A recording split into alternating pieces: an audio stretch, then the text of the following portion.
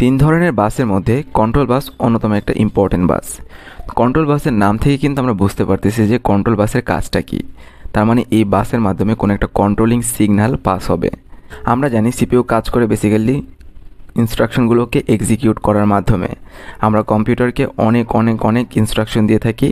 এই ইনস্ট্রাকশনগুলোকে এক্সিকিউট করার মাধ্যমেই বেসিক্যালি কম্পিউটার আমাদেরকে কোনো একটা স্পেসিফিক টাস্ক পারফর্ম করে দেয়।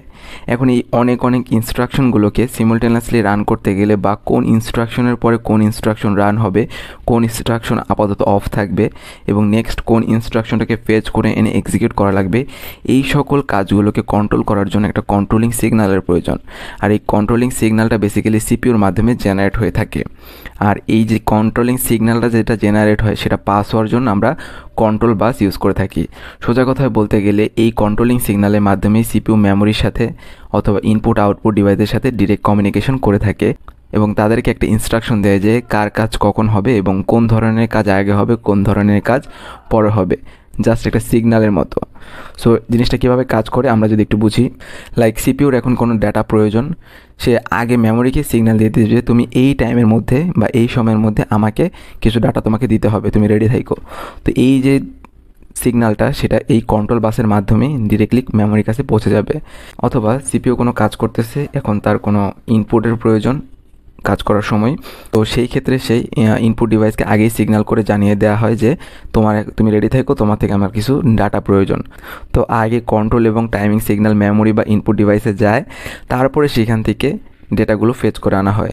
আগেই আপনার মেমোরি এবং ইনপুট ডিভাইসকে কন্ট্রোল সিগন্যাল পাঠানোর মাধ্যমে তাদেরকে সতর্ক দেওয়া যে আপনারা রেডি থাকেন, আপনাদের থেকে আমরা ডাটা ফেচ করে আনবো। ওকে, এখন মনে করেন যে মেমোরিও কিন্তু এই কন্ট্রোলিং সিগন্যালের মাধ্যমে কাজ করে। লাইক ইনপুট ডিভাইস থেকে কোনো ডেটা ডিরেক্টলি যদি মেমোরিতে স্টোর হওয়া লাগে, তখন সিপিইউ কী করে, ইনপুট ডিভাইসকে জানায় দেয় যে তোমার ডাটাটা ডিরেক্টলি মেমোরিতে যেয়ে সেভ হবে, তো তুমি ওইভাবে এক্সিকিউট করো প্রোগ্রামটা। সিমিলারভাবে যদি সিপিইউ থেকে কোনো কিছু আউটপুটে শো করানোর প্রয়োজন পড়ে, তখন আউটপুটে শো করানোর আগে এই কন্ট্রোলিং সিগন্যালটা আগে আউটপুট ডিভাইসের কাছে যায় যে একটু পরে তোমার কাজ আছে, তুমি এই জিনিসটা শো করবে, তো তোমাকে আমি কিছু ডাটা পাঠাচ্ছি, তুমি রেডি থাকো। তারপরে ডাটা বাসের মাধ্যমে সেই ডাটাটা যায় এবং আমরা আমাদের মনিটর বা ডিসপ্লেতে সে আউটপুটটা দেখতে পারি। তো এটা কিন্তু এই কন্ট্রোল বাসের যেই কাজটা সেটা কিন্তু, বা কন্ট্রোল বাসের মাধ্যমে যে কন্ট্রোলিং সিগন্যালটা যায় সেটা কিন্তু বাই ডিরেকশনাল। বাই ডিরেকশন মানে সিপিইউ থেকে এই সিগন্যালটা ডিরেক্টলি এখানে যেতে পারে, অথবা ইনপুট ডিভাইস থেকে কোনো একটা কন্ট্রোলিং সিগন্যাল এখানে যেতে পারে। ঠিক আছে, যেহেতু দুই ওয়েতে কমিউনিকেশন হচ্ছে, এই কারণে এটা হচ্ছে কি বাই ডিরেকশনাল কমিউনিকেশন। তো এখন এখানে বেসিক্যালি কন্ট্রোল সিগন্যাল এবং টাইমিং সিগন্যালটা বলতে কী বোঝায়?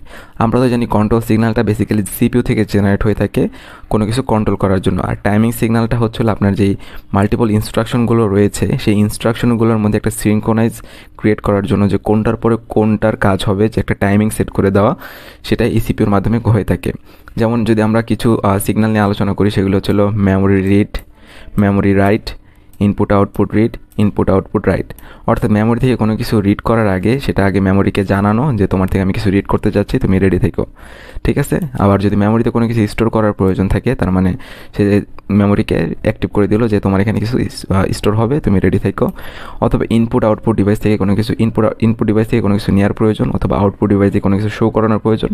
তো শো করানোর আগে অবশ্যই আমাদের কী করতে হবে, এই কন্ট্রোল এবং টাইমিং সিগন্যালটা দিতে হবে। তো এছাড়াও আরও কিছু ধরনের কন্ট্রোল এবং টাইমিং সিগন্যাল রয়েছে, সেগুলো হচ্ছে ইন্টারাপ্ট, যে কোনো একটা প্রোগ্রামকে এক্সিকিউট, মানে কোনো একটা ইনস্ট্রাকশনের এক্সিকিউটকে আপাতত অফ করে দাও, অন্য একটা নিয়ে কাজ শুরু করে, এটা একটু পরে করব। ইন্টারাপ্ট অ্যাকনোলেজমেন্ট, বাস রিকোয়েস্ট, বাস গেইন, সেভারাল আদার্স। ঠিক আছে, তো একটা আমরা এক্সাম্পলের মাধ্যমে বুঝি বেসিক্যালি এটা কী হবে। সিপিইউ কী করতেছে, এখন কোনো কিছু রিড অথবা রাইট করতে চাচ্ছে মেমোরি থেকে, তো মেমোরি থেকে আগেই কন্ট্রোল সিগন্যালের মাধ্যমে জানায় দেয় এই কন্ট্রোল বাস ইউজ করে যে তোমার এখানে কোনো কিছু টাস্ক পারফর্ম করা হবে, তুমি রেডি থাকো। সিমিলারলি প্রসেসর যদি ইনপুট আউটপুট ডিভাইসের সাথে কোনো ধরনের কমিউনিকেশন করতে চায়, আগে কন্ট্রোলিং সিগন্যাল বা টাইমিং সিগন্যালের মাধ্যমে জানিয়ে দেয় যে তুমি এই টাইমের মধ্যে রেডি থেকো, তোমার থেকে আমি ইনপুট নিব, তুমি অন্য কোনো কাজ করো না। অথবা সিপিইউ কী করে, আউটপুট ডিভাইসকে একটা টাইম দিয়ে দেয়, এই টাইমে আমি এই আউটপুটটা শো করতে চাচ্ছি, তুমি অন্য কোনো কাজ করো না, অন্য কোনো কাজ থাকলে ওই টাইমের মধ্যে তুমি সেটাকে ইন্টারাপ্ট করে দাও বা অফ করে দাও।